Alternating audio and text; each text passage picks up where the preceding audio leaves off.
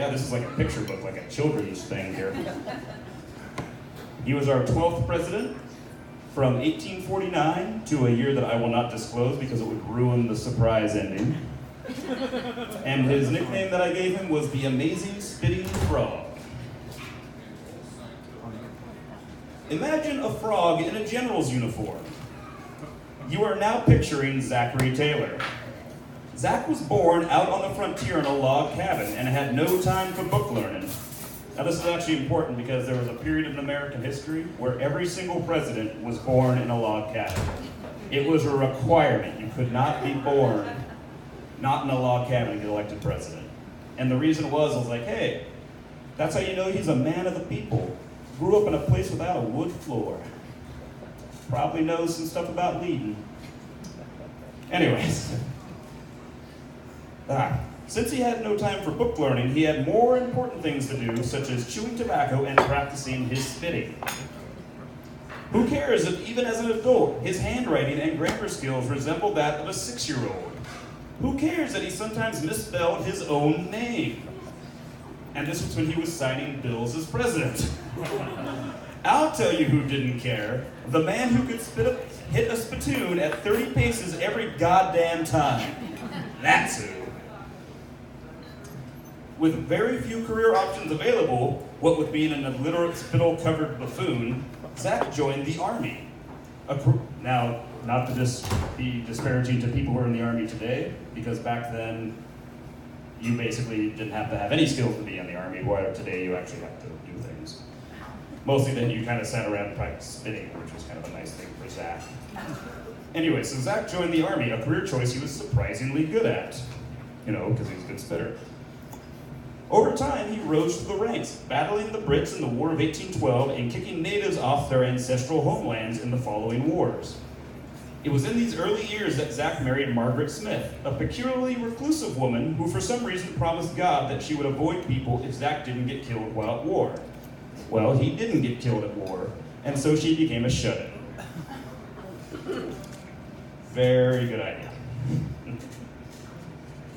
Anyways, Zach became a famous general following the Mexican War, earning himself the nickname Old Rough and Ready, which is a little surprising given the fact that he always rode side saddle.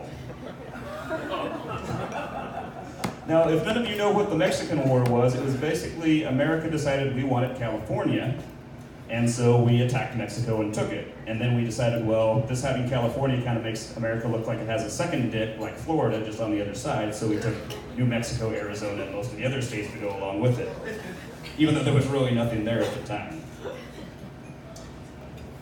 Anyways, hoping to cash in on his war hero status, numerous groups tried to convince Zach to run for president. Because when you want a president, you want an illiterate spittoon-covered buffoon. Zach eventually agreed to run for president just so people would leave him alone. Zach's political aspirations up to this point had been non-existent.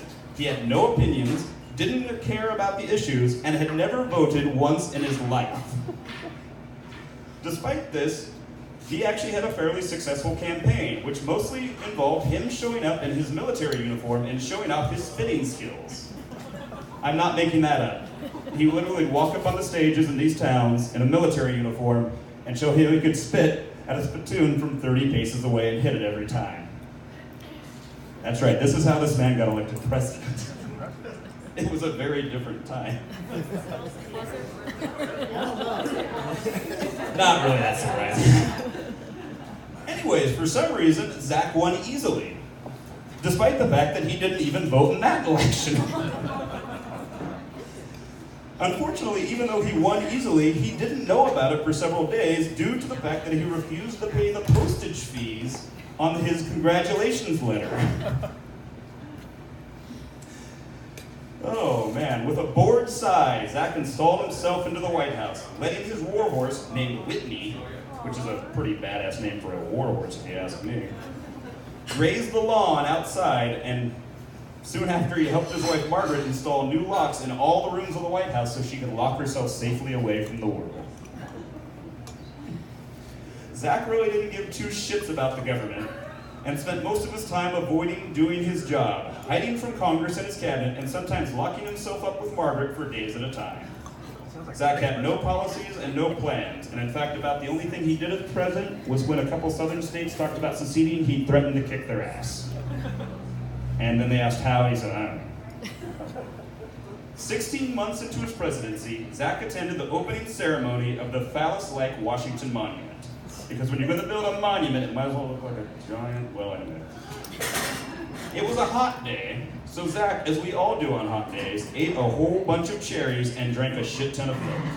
He enjoyed both so immensely that he gorged himself on milk and cherries for pretty much the entire day, which, unsurprisingly, led to a horrible tummy ache, which despite many attempts could not be cured by spitting chewing tobacco long distances, resulting in his death.